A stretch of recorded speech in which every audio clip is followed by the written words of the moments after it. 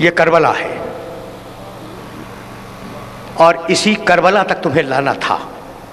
حسین نے کمال کیا عاشور کے دن، قاتلوں کے چہروں سے نقابیں کھینچ لی، لیکن خدا کی قسم میرا ایک جملہ سننا، بہت بڑا معرکہ ہے کربلا، اور میں نے ابھی مقتل کی بڑی کتابیں دیکھی ہیں۔ ابھی میرے دوست جناب زینب سلام اللہ علیہ کے سلسلے میں سلام سنا رہے تھے، تو بس ایک جملہ سنو اور مجھے اجازت دے دو۔ دیکھو میرے جملے پر اعتبار کرنا، کربلا بہت بڑا معرکہ ہے، بہت بڑا معرکہ، اتنا بڑا معرکہ کہ نہ اس سے پہلے ہوا نہ اس کے بعد ہوگا، ٹھیک؟ اتنا بڑا معرکہ ہے۔ لیکن اب جملہ سننا، اگر اس معرکے میں عباس نہ ہوتے پھر بھی کربلا ہوتی۔ بہت بڑی شخصیت ہے ابو الفضل عباس کی، لیکن اگر نہ ہوتے کربلا ہوتی۔ اگر دیکھو بہت بڑی شہادت ہے شبیہ رسول علی اکبر کی، اگر علی اکبر نہ ہوتے کربلا تو ہوتی۔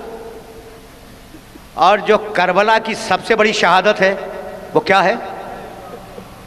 اصغر کی شہادت، 6 مہینے کے بچے کی شہادت۔ اگر یہ شہادت نہ ہوتی پھر بھی کربلا ہوتی، ہو کے رہتی کربلا۔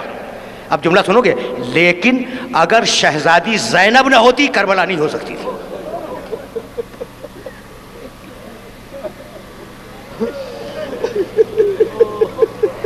تمہاری صدائیں بلند ہو گئیں، تمہارے دل بھر آئے، تمہاری آنکھیں نمناک ہو گئیں، یہ شہزادی ہے ہی ایسی۔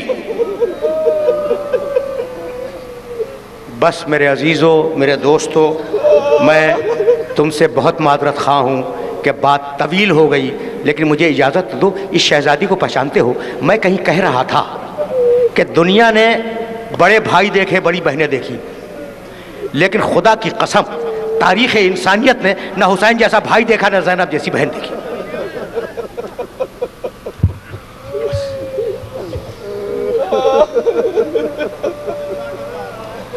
جملہ بھی سن لو، جملہ بھی سنو، اس لیے کہ ایام اعزاں میں اتنا وقت کہاں ہوتا ہے کہ مقتل کے تفصیلات اپنے سننے والوں کی خدمت میں ہدیہ کیے جائیں۔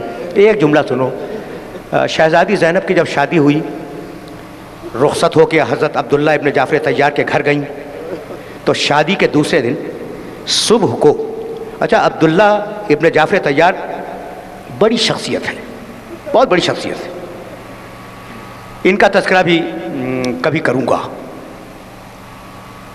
صاحب حیثیت بھی تھے، اور ان کا گھر ایک علامت تھا کہ دنیا کی کون سی ایسی جائز نعمت ہے جو عبداللہ کے گھر میں نہیں ہے۔ صاحب حیثیت تھے۔ شادی کے دوسرے دن یہ بیوی